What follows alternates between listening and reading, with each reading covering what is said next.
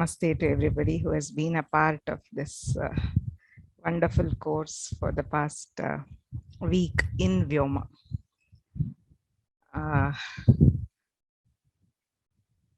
This has been a very unique combination of three things for us.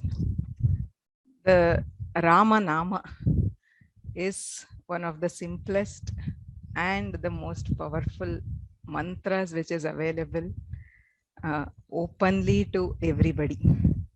So it is so easy to say. When we think of a mantra, we think of complicated things or very, big ones. But this is such a short syllable, Ra and Ma, the easiest, no sanyuktaksharas, no sort of any complication. And it is the one which is famous as the Taraka mantra. Taraka, Tarati, that which helps us cross the ocean of samsara, of all troubles and everything. It is purely the grace of our seers that they have given it to us in such a simple form as Rama. They say just the two syllables, Ra Shabdaha Vishwavachakaha Makaraha Ishwaravachakaha. So Rama represents the Lord of everything. That is the first name of Nama-Ramayana also, which says the Shuddha Brahma. There is nothing in this world other than the Shuddha Brahma, which is nothing other than Rama. There is actually a very popular shloka in Sanskrita. It says there was a forest in which there was a band of bandits who were going about. They were talking among themselves in Sanskrita. So, Vane charamaha, Vasuchaharamaha, Nadistaramaha, etc.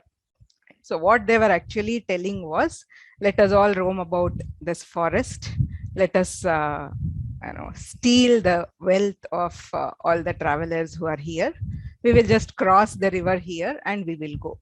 Right? So, they were using the Kriyapadas, Taramaha, Charamaha, Aharamaha, etc. They are all in Sanskrita, they are just Kriyapadas. It means let us do.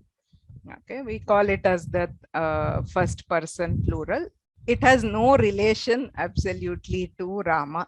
Yet, just because of the power of those two syllables, by saying that Ramaha, Ramaha, Ramaha again, they attained moksha. Right. So such is the power of those two simple syllables of Rama.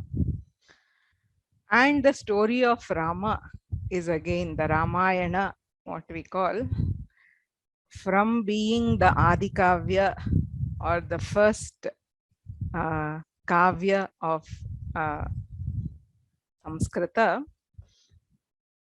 The other side, if we see, there is a version of Ramayana in every country, in every state, maybe in every village, as we see.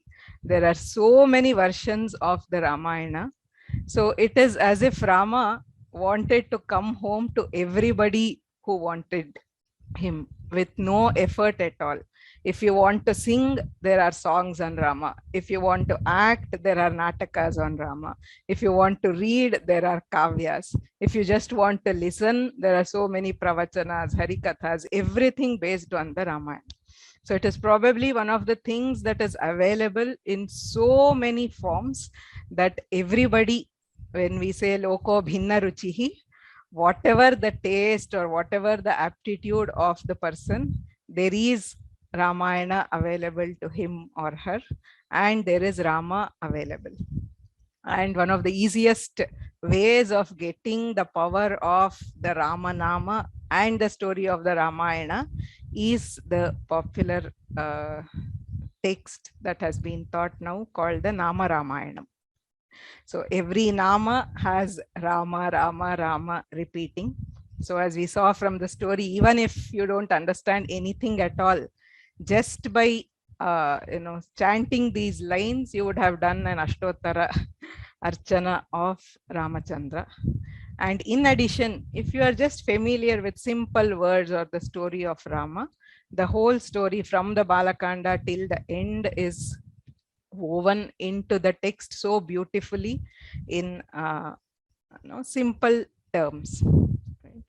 So it is truly a blessing to be able to have something so valuable available to us so easily. And the third factor which makes this such a unique opportunity is the guru that we have had for this text. Truly, they say for any field of learning, if we have a guru who is steeped into that vidya, the experience we get out of that learning is totally different. See, it is not that Nama Ramayana cannot be taught by others. It is a simple text. Anybody who knows to read Devanagari can sit and read it. But that would in no way have the effect as being taught by a person who literally spends his whole day with Rama in the service of Rama. Vaishnava Mahodaya, I have had the fortune of knowing him since a long time, and I have always been amazed at his nishtha to Rama. He is a great scholar of Vyakarana. He could have had a, what we call a alluring career in academics.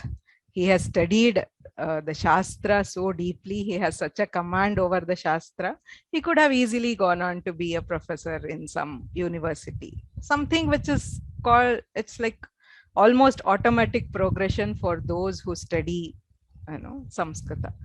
But he has not thought of it at all, right? So all his thoughts were, I have this opportunity to serve Rama and I will take it up, and I don't want anything else. So such nisprihata and such Ramanishtha is truly inspiring. And to have learned the Nama Ramayana from him, it is truly a very, very, very blessed opportunity. I don't know how to thank him. He is of our family. So there is no formal Dhanyavada Nirupanam, but from our hearts, we are really very, very, very fortunate to have had this course from him.